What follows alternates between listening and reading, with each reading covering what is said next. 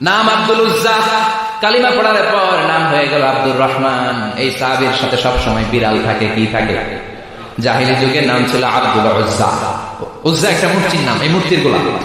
ইসলাম ধর্ম গ্রহণের পরে নাম রাখলো আব্দুর রহমান। কার গোলাম? জোরে বলে। আব্দুর রহমান হওয়ার পরে এই সাহাবা সব সময় বিড়াল নিয়ে ঘুরে। মসজিদে আসলেও কাঁধে বিড়াল, মাঝে মাঝে জামার আস্তিনের ভিতরে বিড়াল, মাঝে মাঝে পকেটে বিড়াল লইয়া নামাজ পড়ে। সুবহানাল্লাহ।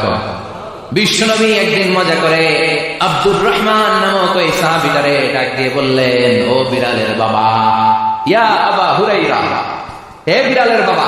সুবহানাল্লাহ পড়ে। আবু হুরায়রা কয়, বিশ্বনবী বলছে বিড়ালের বাবা।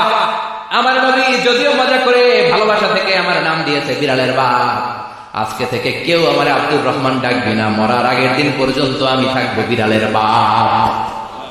বিড়ালের বাবা কিসের বাবা? সুবহানাল্লাহ, কি ভালোবাসা।